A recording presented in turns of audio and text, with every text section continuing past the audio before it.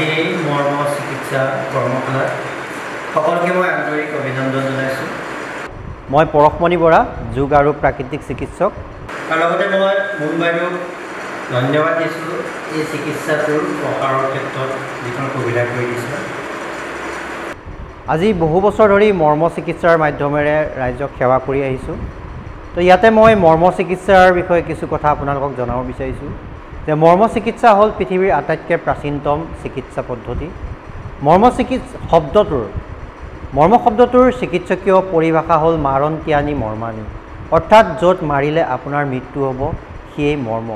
কিন্তু তাৰ আৰু এটা সংজ্ঞা আছে, সেইটো হৈছে মৃত্যুঞ্জয়ানি মৰ্মানি, অৰ্থাৎ এই মৰ্মবিন্দুসমূহত যদি সঠিকভাৱে চাপ প্ৰয়োগ কৰা হয় তেতিয়া আমাৰ ৰোগ নিবাৰণ হয়, ৰোগ প্ৰতিৰোধ হয় আৰু শক্তি সংৰক্ষণ হয়। আৰু মৰ্ম চিকিৎসাৰ জনক হ'ল মহৰ্ষি সুশ্ৰুত। মহৰ্ষি সুশ্ৰুতৰ মতে আমাৰ শৰীৰত 107টা মৰ্মবিন্দু আছে আৰু এই মৰ্মবিন্দুসমূহক 5টা ভাগত বিভক্ত কৰা হৈছে তাৰ গুণ অনুযায়ী।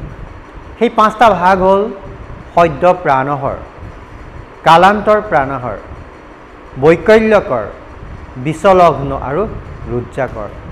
সদ্য প্ৰাণহৰ মানে য'ত আঘাত লাগিলে মুহূৰ্ততে মৃত্যু হ'ব। কালান্তৰ প্ৰাণহৰ মানে যিটো অংশত আঘাত লাগিলে আপোনাৰ 10 দিন বা 15 দিনৰ ভিতৰত মৃত্যু হ'ব। বৈকল্যকৰ সেই মৰ্মত আঘাত লাগিলে শৰীৰৰ সেইটো অংশ বিকল হৈ পৰিব। বিচলগ্ন মৰ্মত যদি কিবা সোমাই যায় তাক উলিয়াই দিলে মৃত্যু হ'ব। আৰু ৰুদ্ৰাকৰ য'ত আঘাত লাগিলে খুব বিষ হ'ব। এই মৰ্মসমূহ আমি যদি চাওঁ এনেকুৱা দেখিম যে বহুত মানুহ খুব ডাঙৰ এক্সিডেণ্ট হৈছে কিন্তু তাৰ পিছতো বাচি গৈছে। কিন্তু কোনোবা মানুহ খুব সাধাৰণভাৱে পৰিছিলে কিন্তু তাৰ পিছতে তেওঁ হয়তো মৃত্যু হৈছে, নহ'লেও বা তেওঁ পেৰালাইজ হৈ গৈছে।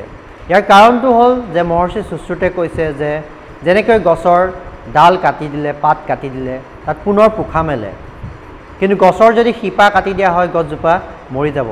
ঠিক একেদৰে আমাৰ শৰীৰৰ সেই মৰ্মবিন্দুসমূহ যদি বাচি যায় তেতিয়া তেওঁ পুনৰ ভাল হৈ উঠিব, কিন্তু মৰ্মত যদি আঘাত লাগে তাক কোনেও বচাব নোৱাৰে। আৰু আমি ইয়াতে দুটা মহাভাৰতৰ উদাহৰণ আমি ল'ব পাৰোঁ। মহাভাৰতত ভীষ্ম পিতামহক অৰ্জুনে গোটেই শৰীৰতে কাঁড় মাৰিলে, কিন্তু তাৰ পিছতো ভীষ্ম পিতামহ যুদ্ধৰ শেষলৈকে থাকিল। যদিও কোৱা হয় যে পিতামহৰ ইচ্ছা মৃত্যু বৰ আছিল, কিন্তু ইয়াৰ বিজ্ঞানটো হ'ল যে অৰ্জুনে পিতামহৰ শৰীৰত থকা এটাও মৰ্মবিন্দুত কাঁড় মৰা নাছিল। তাৰ বিপৰীতে ভগৱান শ্ৰীকৃষ্ণৰ তলুৱাত ব্যাধে এডাল কাঁড় মাৰিছিল আৰু সেই কাঁড়ডাল লাগি শ্ৰীকৃষ্ণৰ তলুৱাত থকা যিটো তল হৃদয় মৰ্ম নামৰ স্থানত লাগিছিল। এইটো এটা প্ৰাণঘাতী মৰ্ম আৰু যাৰ ফলস্বৰূপে এপাত কাঁড়তে ভগৱান শ্ৰীকৃষ্ণৰ মৃত্যু হৈছিল। গতিকে মূল কথাটো হ'ল যে আমাৰ মৰ্মবিন্দুসমূহ যদি বাচি যায় আমি বাচি যাম, কিন্তু এই বিন্দুত আঘাত লাগিলে আমাক কোনেও বচাব নোৱাৰিব। আৰু এই বিন্দুসমূহত আমি সঠিকভাৱে চাপ প্ৰয়োগ কৰি আমি শৰীৰৰ বহুতবিলাক ৰোগ আমি ভাল কৰিব পাৰোঁ।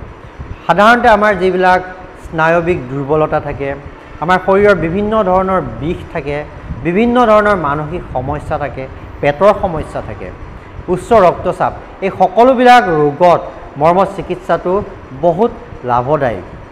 ইয়াত মৰ্ম চিকিৎসাৰ এইটো হয় যে আমি মৰ্ম চিকিৎসা কিছু ক্ষেত্ৰত ই সদ্য ফলদায়ী, মুহূৰ্ততে আমি ইয়াত ফল পাওঁ। সকলো ৰোগতে মুহূৰ্ততে ফল নাপাওঁ, কিন্তু কিছু ক্ষেত্ৰত বিশেষকৈ কিছুমান বিষ আদিৰ ক্ষেত্ৰত আমি ইয়াকে মুহূৰ্ততে ফল পাওঁ। আৰু মৰ্ম চিকিৎসাটো হৈছে যে যথেষ্ট নিৰাপদ, কাৰণে ইয়াক অন্য চিকিৎসা পদ্ধতিৰ লগতো আমি ইয়াক চলাই যাব পাৰোঁ। কিন্তু ইয়াৰ এটা কথা আমি জানিব লাগিব যে ইয়াৰ ওপৰত আমাৰ সঠিক জ্ঞান লাগিব। আৰু এই চিকিৎসাবিদ্যাটো এটা গুপ্ত চিকিৎসাবিদ্যা আছিল। ইয়াক এইকাৰণে গুপ্ত চিকিৎসাবিদ্যা আছিল যে ইয়াক যদি অপব্যৱহাৰ কৰা হয় তেতিয়াহ'লে ইয়াৰ ঘাতক প্ৰভাৱ হ'ব। আৰু যিসকলে ইয়াৰ অপব্যৱহাৰ কৰিলে তেওঁলোকে হয়তো বেলেগক মাৰিবৰ কাৰণে ইয়াক ব্যৱহাৰ কৰিব, বা ইয়াৰ অল্প জ্ঞান হ'লে এজন ব্যক্তিৰ শৰীৰত ঘাতক প্ৰভাৱ পৰিব। সেইকাৰণে আমি ইয়াক সঠিকভাৱে ইয়াৰ জ্ঞানখিনি লৈ আমি প্ৰথমে ইয়াৰ জৰিয়তে আমি ৰোগমুক্ত কৰিব পাৰোঁ। আৰু তাৰপিছত আমি ইয়াৰ মাধ্যমেৰে আমি সমাজৰ বিভিন্ন স্তৰৰ লোকক আমি সেৱা আগবঢ়াব পাৰোঁ।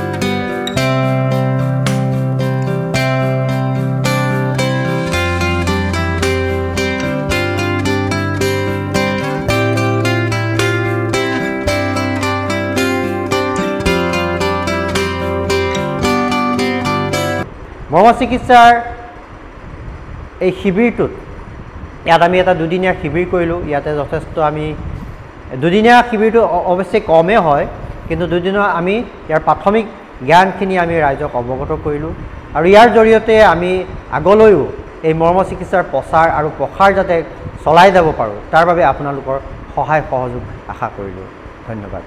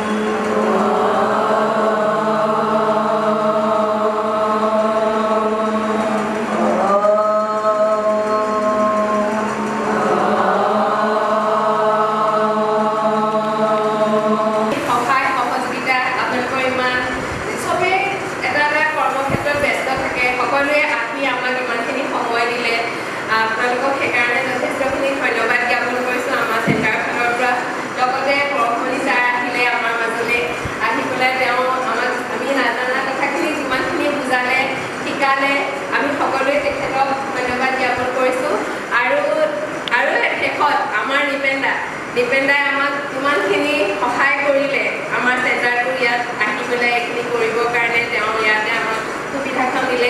এই সুযোগতে তেওঁলোকক ধন্যবাদ জ্ঞাপন কৰিছোঁ।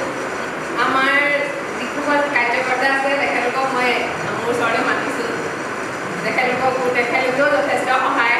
আমাৰ এটা টিম ৱৰ্ক আৰু আপোনালোকৰ সহায় আমাৰ টিম ৱৰ্কত এনেকুৱা প্ৰগ্ৰাম আমি অদূৰ ভৱিষ্যতে আকৌ কৰিম বুলি আশা ৰাখিছোঁ। দীপেনদা আপুনি ভাবক আহক।